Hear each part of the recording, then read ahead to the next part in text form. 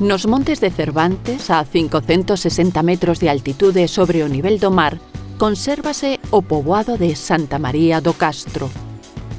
Estivo ocupado entre o ano 50 a.C. e o século II despois de Cristo, no período de transición entre a época prerromana e romana.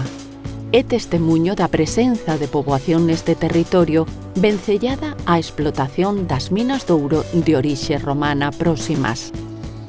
O castro, que se sitúa nun outeiro rodeado polo río Quindous, tributario do Navia, foi descuberto no ano 1994 durante as obras de acceso á igrexa de Santa María.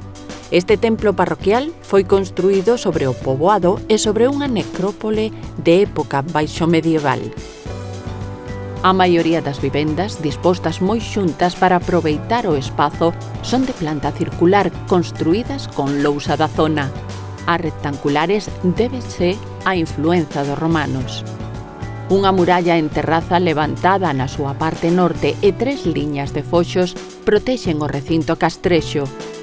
Dende a pasarela instalada para este fin, é doado contemplar a extensión e o alcance do xacemento.